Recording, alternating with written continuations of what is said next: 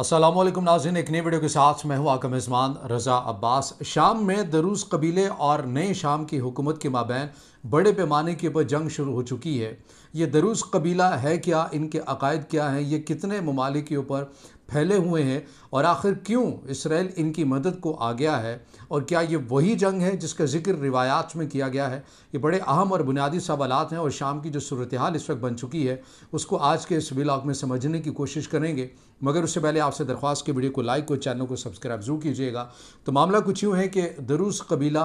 और इनके और शाम की जो नई हुकूमत है उनके माबैन जंग बड़े पैमाने के ऊपर फैलती हुई आपको नज़र आ रही है। एक एक करके पॉइंट के ऊपर बात कर लेते हैं कि दरूस कबीला है क्या। जो दोस्त जानते होंगे यकीनन, जो नहीं जानते उनके लिए मैं अर्ज़ कर रहा हूँ कि इनके जो बेसिक जो बुनियादी अकायद हैं वो अगर आप ये कहें कि इस्माइली फ़िरक़े से मुतल्लिक़ अगर आपको आगाही ज़रूर होगी, उनसे बड़ी हद तक मुताबिकत रखते हैं, मगर उनसे बिल्कुल अलग भी आपको नज़र आते हैं। इनका ईमान की अगर बात करें, अक़ीदे की बात करें, तो ज़ाहिर है दायरा इस्लाम के अंदर तो नहीं आते, क्योंकि ये क़यामत का इनकार करते हैं। और इसके साथ साथ इनका जो मौत का, मरने का जो कंसेप्ट है वो ये कहते हैं कि इंसान का जिस्म ज़रूर मर जाता है लेकिन उसकी रूह नहीं मरती है, बल्कि वो रूह एक इंसान के अंदर है। अगर वो उसका बदन मर गया है तो वो रूह एक इंसान से निकलेगी और फिर किसी और दूसरी जो जिस्म होगा उसके अंदर आ जाएगी। तो चूँकि जब रूह नहीं मरती है और रूह ने मरना ही नहीं है, तो इसलिए क़यामत का जो तसव्वुर है वो फिर एग्जिस्ट ही नहीं करता। ये इनके अकायद के मुताबिक आता है। इसी तरह इनका और भी बहुत सारे हैं, ये मैं आपको बड़े मुख्तसर और चीदा चीदा किस्म के पॉइंट बता रहा हूँ। तौहीद से मुतल्लिक इनके काफ़ी ज़्यादा ऐसे अकायद हैं जो मुसलमानों के यहाँ एक्सेप्टेबल नहीं है। और ज़ाहिर है जो मुसलमानों की जो बुनियाद असास है तौहीद ही है, और उससे जो हटेगा, और वो जो तौहीद की जो बुनियाद और असास है वो पहले से ही तयशुदा है शरीयत मोहम्मदी के मुताबिक। तो बहरहाल ये एक मुख्तसर एक तारुफ़ है दरूस कबीले का कि इनके जो अकायद हैं वो क्या हैं। अब ये कितने ममालिक के ऊपर हैं, ये मशरक़ वुस्ता के अंदर बहुत बड़ी तादाद के अंदर भी पाए जाते हैं। मतलब सीरिया के अंदर हैं, लेबनान के अंदर हैं, उर्दन के अंदर हैं। फिर इसी तरह अगर मगरबी ममालिक की बात करें, बरतानिया के अंदर हैं, कनाडा के अंदर हैं, अमेरिका के अंदर इनकी बड़ी बड़ी क़यादत या इनकी जो लोग हैं वो आपको यहाँ पर बसते हुए नज़र आते हैं। और सबसे जो हैरान कुन आपके लिए बात होगी वो ये कि इसराइल के अंदर इनकी जो तादाद है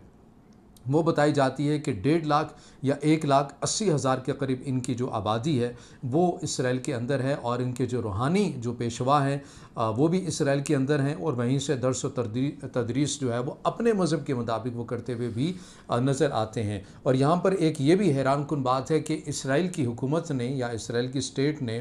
दरूस कबीले को उनकी अपनी शनाख्त के मुताबिक यानी अक़लियती कैटेगरी के अंदर एक्सेप्ट किया हुआ है, और ये वहाँ पर आज़ादाना तौर की अपने जो दीन के मुताबिक, इनके दीन के मुताबिक रसूमात हैं या रस्म व रिवाज हैं वो अदा करते हुए आपको नज़र आते हैं। और फिर इसके अंदर एक और चीज़ भी है, वो भी मैं आपके चल कर बताऊँगा कि इसराइल के सेटअप के अंदर, निज़ाम के अंदर इनका किस तरह से असर रसूख है, और ये क्यों शाम के अंदर आकर दरूस कबीले की मदद की जा रही है। अब शाम के अंदर दरूस कबीले के लोग कहाँ बसते हैं ये जानना बड़ा ज़रूरी है। ये शाम के जो बिल्कुल सरहदी इलाके हैं, जैसे आप गोलान पहाड़ियों की बात करें जहाँ पर इसराइल कहता है कि वो उनका हक़ है, शाम कहता है कि हमारा हक़ है, और एक मुतनाज़ इलाका जो है वो बन चुका है। अब वहाँ पर इनकी आबादी बहुत बड़ी है, और शाम के जो और इलाके हैं यानी सवीदा जो सूबा है वहाँ पर, और इसके साथ साथ जबल अल दरूस यानी वही एरिया है, और इस सूबा जो है वो सवेदा कहलाता है। वहाँ पर इनकी बहुत बड़ी तादाद के अंदर, इस लबनान के अंदर मैं आपको बता चुका हूँ। वो शाम के अंदर जो इनके जो सरहदी इलाके हैं जो बिल्कुल इसराइल के साथ जाकर मिलते हैं, वहाँ पर बताया जाता है कि इनकी एक बड़ी तादाद इस कबीले की बस्ती है, दरूस कबीले की।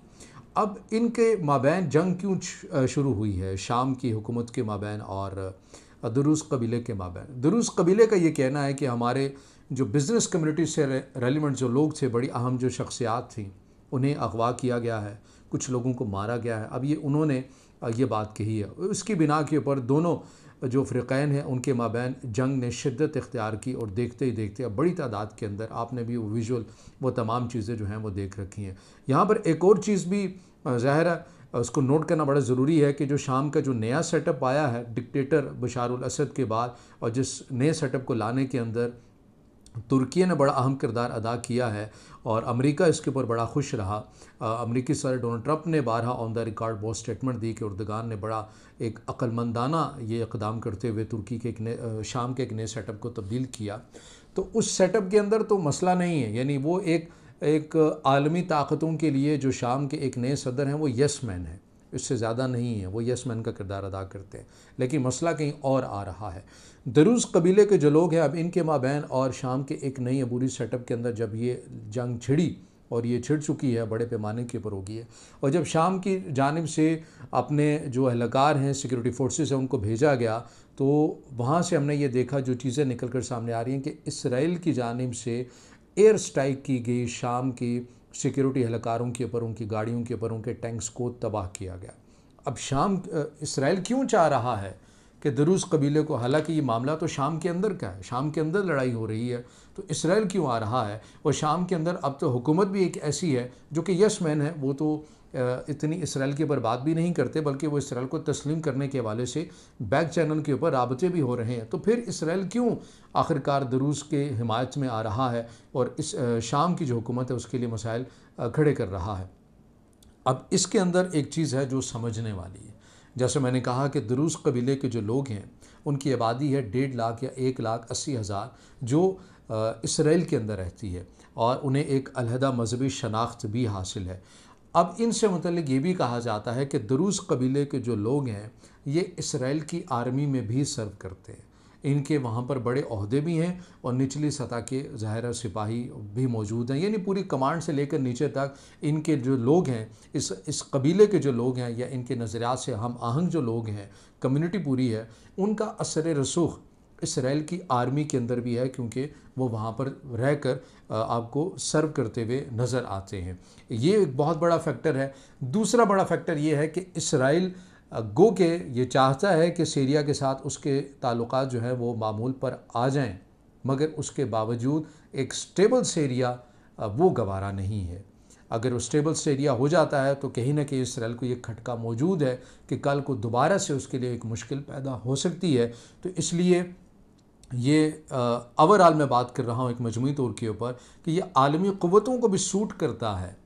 कि सीरिया के अंदर जो एक माहौल है वो खाना जंगी का रहे। और इसी तरह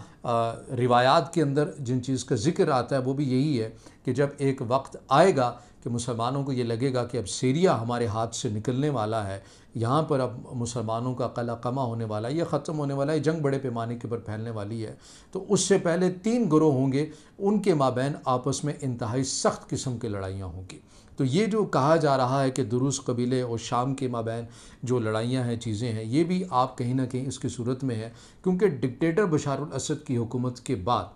अब ये मामला जो है सीरिया, अब ये किसी के हाथ में नहीं रहा। पहले आपको जो भी निज़ाम मौजूद था, एक कमांड सिस्टम, एक कमांड आपको ऑपरेट करती हुई नज़र आती थी, अब हर किसी के हाथ में ताकत है। और इसराइल ये चाहता है कि जो एक बेसिकली शाम की सरहद के पास एक बफर जोन है जहाँ पर ये दरूज़ कबीले के लोग रहते हैं, और वो सूट करते हैं इसराइल को कि ये यहाँ पर रहें, क्योंकि उनकी आबादी इसराइल के अंदर भी है, उनकी क़यादत भी वहाँ पर मौजूद है, बातें भी होती रहती हैं, तो इसराइल को उनसे कोई मसला नहीं है। तो इसलिए इसराइल ये चाहता है कि शाम की सरहदी इलाकों के अंदर ये कम्युनिटी मौजूद रहे। अगर इसे कोई मसला दरपेश आएगा या इन्हें हटाने की बात होगी, कल को कोई और ना आ जाए और ऐसा आ जाए जो इसराइल के लिए एक मसला बन सके, तो एक ये भी एक की फैक्टर है कि इसी वजह से दुरूज़ कबीले की आपको हिमायत जो है वो इसराइल की जानिब से मिलती हुई नज़र आ रही है। अब शाम के लिए, शाम की नई हुकूमत के लिए मसला ये बहुत दरपेश पेचीदा होता हुआ जा रहा है, क्योंकि हाल ही में ये ख़बर भी सामने आई थी कि आज़रबाईजान में जो शाम के नए अबूरी सदर हैं वो गए हैं और उनकी मुलाकातें बैकेंड पे हुई हैं। इसराइल को तस्लीम करने के हवाले से भी नेटो के कुछ रहनुमाओं से भी मुलाकातें हुई हैं, और एक लॉन्ग टर्म एग्रीमेंट करने के हवाले से और साथ मिलकर साथ चलने के हवाले से, क्योंकि ये तो आपको मालूम है कि अमेरिकी सदर डोनाल्ड ट्रंप की जानिब से शाम से पाबंदियां हटा ली गई थी, मगर उसके बावजूद जो खाना जंगी सूरत हाल बन गई है शाम के अंदर, उसकी वजह यह है कि स्टेबल सीरिया, चाहे वो यसमैन ही क्यों ना हो, वो फिर भी तस्लीम नहीं है, वो फिर भी उसको एक्सेप्ट नहीं किया जा सकता, क्योंकि आज नहीं तो कल वो मुश्किल पैदा कर सकता है। और यही वो वजह है कि वहाँ पर एक बार फिर खाना जंगी को हवा दी जा रही है, और खाना जंगी की इंतहाई शदीद होती हुई आपको नज़र आ रही है। तो ये वो सूरत हाल है शाम की, जिससे मुतालिक आपको आगाह किया। अगर आप समझते हैं कि वीडियो मालूमाती है, फिर इससे ज़रूर लाइक भी कीजिएगा, कमेंट्स में ज़ाहिर ख्याल कीजिएगा और चैनल को सब्सक्राइब ज़रूर कीजिएगा।